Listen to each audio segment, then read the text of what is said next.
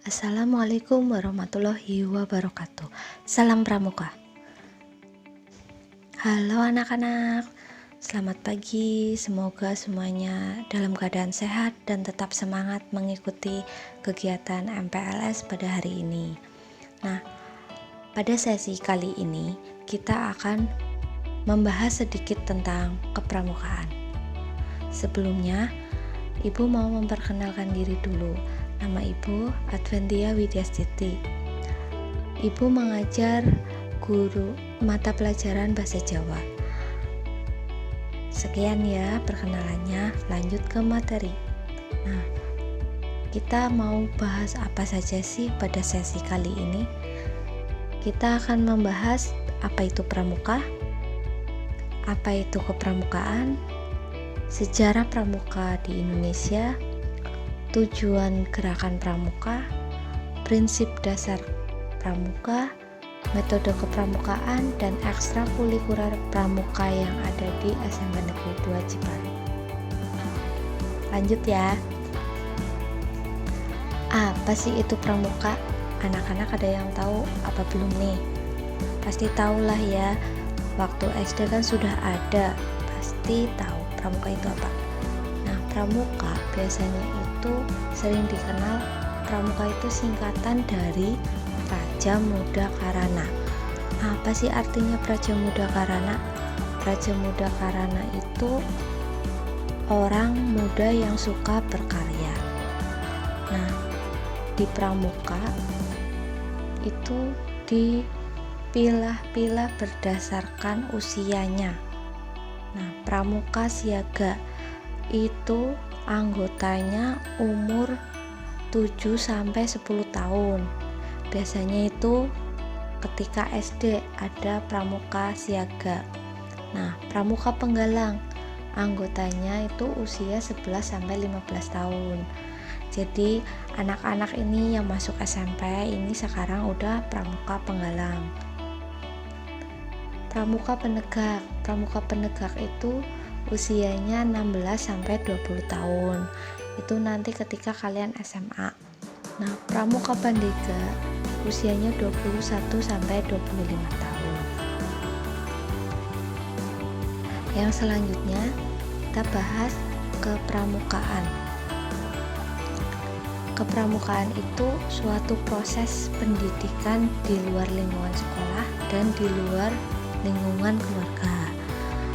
Kegiatannya itu dibentuk secara menarik, menyenangkan, sehat, teratur, terarah, dan biasa dilakukan di alam terbuka, menerapkan prinsip dasar kepramukaan dan menerapkan metode kepramukaan. Sasarannya apa sih? Sasarannya itu agar setiap anggota pramuka itu dapat terbentuk watak, akhlak, dan budi pekerti luhur. Kepramukaan sendiri adalah suatu sistem pendidikan kepanduan yang disesuaikan dengan keadaan, kepentingan, dan perkembangan masyarakat dan bangsa Indonesia. Sejarahnya pada tahun 1923 Belanda mendirikan National Padvinderis Organisasi atau yang disingkat NPO. Itu didirikan di Bandung. Nah, yang mendirikan Belanda. Pada tahun 1923 atau tahun yang sama, Belanda juga mendirikan Jong Indonesisch Padvinderis Organisasi atau JIPO di Jakarta. Nah, untuk materi yang lebih dalam lagi, nanti anak-anak akan mempelajarinya ketika kegiatan ekstrakurikuler pramuka di SMP Negeri 2 Cipari. Yang selanjutnya, tujuan pramuka. Tujuan kegiatan pramuka itu agar anak-anak nanti memiliki kepribadian yang beriman, bertakwa, berakhlak mulia, berjiwa patriotik, taat hukum, disiplin, menjunjung tinggi nilai-nilai luhur bangsa, berkecakapan hidup, sehat jasmani dan rohani. Yang kedua, anak-anak nantinya menjadi warga negara yang berjiwa Pancasila, setia dan patuh kepada Negara Kesatuan Republik Indonesia, serta menjadi anggota masyarakat yang baik dan berguna. Nah, kemudian dapat membangun diri sendiri secara mandiri ataupun bersama-sama, bertanggung jawab atas pembangunan bangsa dan negara, dan memiliki kepedulian terhadap sesama hidup dan alam lingkungan. Dari tujuan yang tadi sudah Ibu sebutkan, prinsip dasar gerakan pramuka itu diambil dari prinsip dasar gerakan pramuka atau dijabarkan dari prinsip dasar pramuka. Nah, prinsip dasar pramukanya itu apa sih? Di sini intinya ada 4. Yang pertama itu iman dan takwa kepada Tuhan Yang Maha Esa. Iman dan takwa kepada Tuhan Yang Maha Esa. Contohnya apa itu? Contohnya, anak-anak semua pasti memiliki agama. Anak-anak semua pasti percaya adanya Tuhan. Nah, anak-anak juga melaksanakan kegiatan keagamaan sesuai dengan agama yang kalian anut masing-masing. Terus peduli terhadap bangsa dan tanah air, sesama hidup dan alam seisinya. Peduli. Jadi anak-anak memiliki rasa untuk peduli terhadap bangsa dan tanah air. Contohnya saat ini sedang pandemi. Anak-anak itu juga merasakan kesedihan, merasakan ayo kita harus berjuang melawan pandemi ini agar pandemi ini segera berakhir.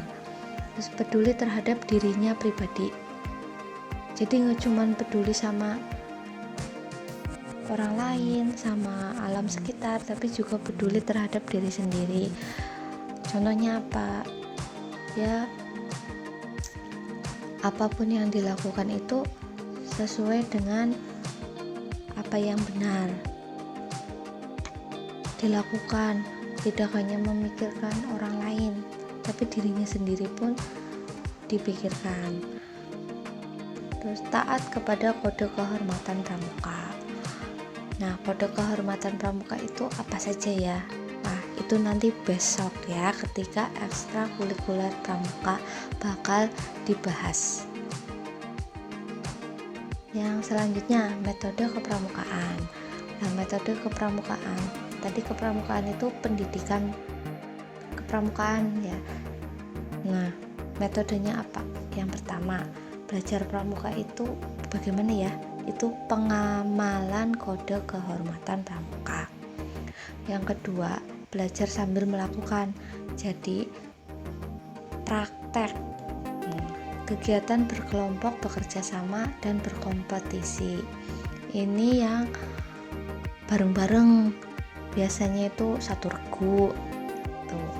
Kegiatan yang menarik dan menantang. Kegiatan yang menarik dan menantang biasanya perkemahan, nanti ada jelajahnya. Kegiatan di alam terbuka. Nah, kegiatan di alam terbuka biasanya itu tadi yang jelajah. Terus kehadiran orang dewasa yang memberikan bimbingan, dorongan, dan dukungan. Ini biasanya ada pembina pramuka.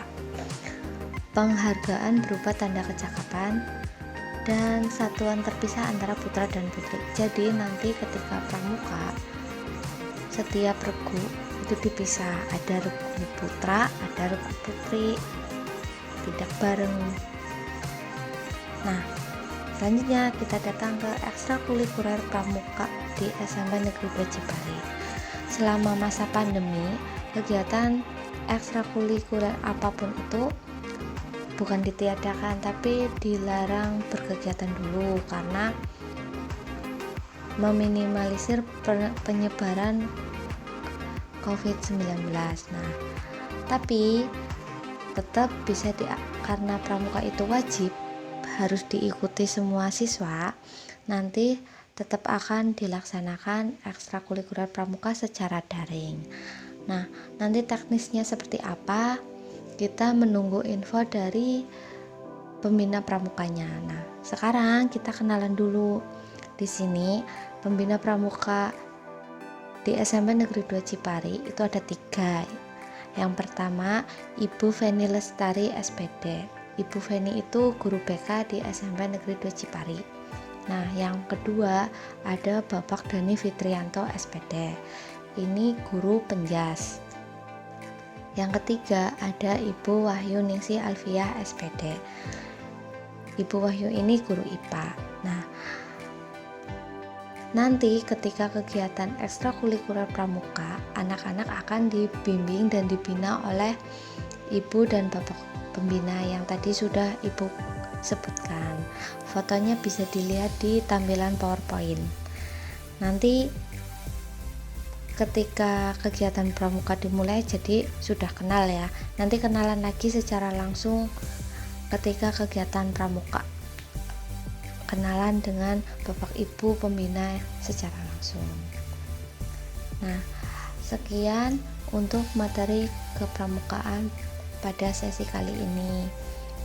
Sampai jumpa di ekstrakurikuler pramuka yang nantinya akan dilaksanakan secara daring karena masih masa pandemi.